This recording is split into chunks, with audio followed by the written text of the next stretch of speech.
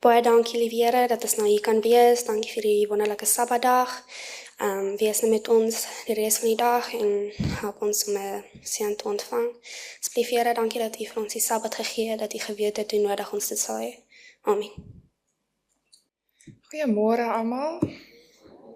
Baie dankie julle twee vir daardie mooi item. Dit was pragtig. Dankie dat julle kom kuier het van so ver af en vir ons kom sing. Ons waardeer dit.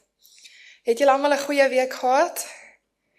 Is julle ook super bly die winter is hier? Want ek is. Dit is my so lekker. En ek is so opgewonde om vandag hier so by die kerk te kan wees. Dit is 'n lekker Sabbat. Ek wil vir julle vra, wat is vir julle hemel op aarde? My ma verwys altyd dat die katte in ons huis lewe soos asof dit hemel op aarde is. En ek weet 'n kat se lewe is mos so lekker, veral in ons huis. My pa sal praat van boere musiek om die vuur, dis vir hom hemel op aarde. Ek sal ewiglik stry daarmee tot ek doodgaan. So wat is vir julle hemel op aarde? Dis iets om oor te dink. Baie mense en ons in Pleasant soek na geluk en vrede hier op aarde.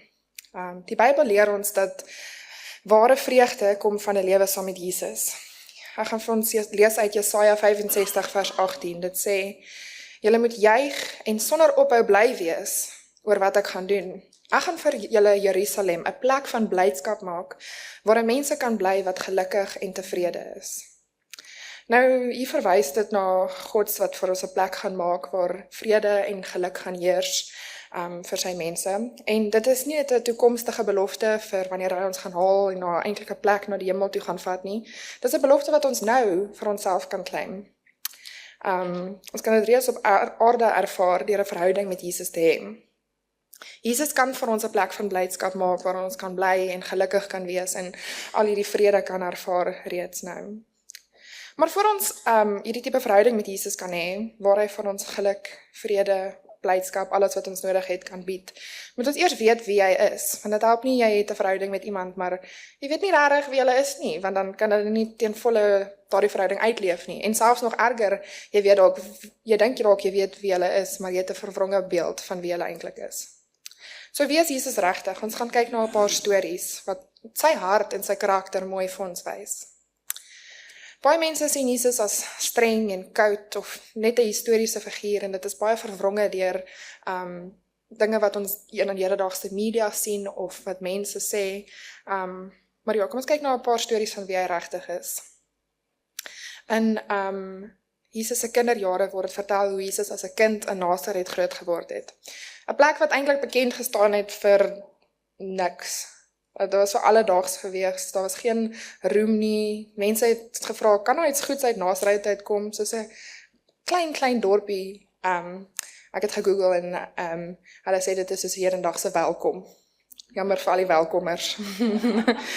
So dis waar Jesus groot geword het, nie in paleise of by die voete van die rabbies nie, maar in 'n huis van hout en klip. Tussen gereedskap en skaafsels het hy geleer en sy hande, wat later aan siekes sou vat en hulle sou gesond maak, het eers geleer om planke reguit te saag. Sy oë wat later harte sou deurgrond, het dalk 'n paar skaafsels ingekry terwyl hy gewerk het. Sy lewe was nie haastig nie, dit was stil, dit was geduldig, dit was nederig. Terwyl ander jong mense in Nasaret net aangegaan het en vasgevang was in die alledaagse, het Jesus opgekyk na die ewige. Hy het hom nie verewig gehou bo die mense van die dorp nie. Hy het hulle laste gedeel en hulle swaar kry gesien. Hy het hulle foute gesien en hy het hulle swaar kry verstaan. Daardie onmerkwaardige plek, Nasaret, het die plek geword waar die karakter van die Seun van God gevorm is. Dit het hom geleer gehoorsaamheid, sagmoedigheid, liefde. Nie in wonderwerke nie, maar in werk. Nie in preke nie, maar in die stilte. Nie op verhoogde plekke nie, maar in 'n houtswerkswinkel. Dit is iets wat ons baie van kan leer. Ek hoor hoe daardie stil lewe my roep, wat weg is van 'n wêreld van jaag, 'n wêreld van geld nastreef en titels en gewildheid soek. Hy wys vir ons 'n ander pad wat ons kan volg. 'n Plek waar ons 'n stukkie hemel op aarde kan hê. 'n Pad van getrouheid in die klein dinge wat die hemel nader aan ons bring. Tweedens lees ons 'n verhaal van Jesus, waar hy 'n melaatse man genees. En ons weet hoe die stigma was teenoor melaatse mense in daai tyd, en hoe mense nie aan hulle mag vat het nie. En die man het vir Jesus gevra, as jy my wil, kan jy my reinig. En Jesus het hom aangeraak en gesê, ek wil, wees rein. En hierdie daad van Jesus wys nie net dat hy die siektes kan genees nie, en nog steeds vir ons sal genees nie, maar ook dat hy die man se waardigheid, sy emosionele waardigheid herstel het, deur sy hand uit te strek en aan hom te raak. In 'n wêreld waar ons almal weet dat aanraking is 'n vorm van 'n taal, dis 'n taal van liefde wat ons almal kan verstaan, was hierdie man afgesny van daardie taal van liefde. Hy was nie net besig om agteruit te gaan met sy gesondheid nie, maar hy was afgesny van gemeenskap, van familie, van die tempel en van aanraking. Sy liggaam was siek, maar sy siel was besig om te sterf. En toe kom Jesus, nie met 'n resep of 'n ritueel nie, maar iets veel diepers, met sy hand uitgestrek in deernis, teen die wet, teen die norm, heeltemal teen die verwagting van almal om hom. En Jesus het nie net gepraat nie, hy het hom aangeraak. Daardie aanraking was nie toevallig nie, dit was aspres 'n daad van herstel, nie net van vlees nie, maar van waardigheid. Jesus is die tipe mens wat ons waardigheid wil herstel. Hy het nie net die man se pyn gesien nie, hy het dit ook self gevoel binne in hom. Waar ander weggewys het hy nader gekom. Waar ander gevlug het hy nader gestap en aangeraak. En in daardie oomblik het die melaatse gevoel, ek is nie onsigbaar nie, ek is nie verwerp nie, ek is raak gesien en ek is aangeraak. Die aanraking was genesend, maar dit was ook heilig. Dit is 'n verklaring van Jesus gewees wat sê, jy is nie onrein nie, jy is nie minder werd nie. Jy is geliefd, jy is 'n mens en jy is weer heel. Jesus het daardie dag meer as 'n liggaam genees, hy het 'n siel teruggegee na die wêreld en daarmee gewys dat die koninkryk van God nie net gesondheid bring nie, maar ook herstel.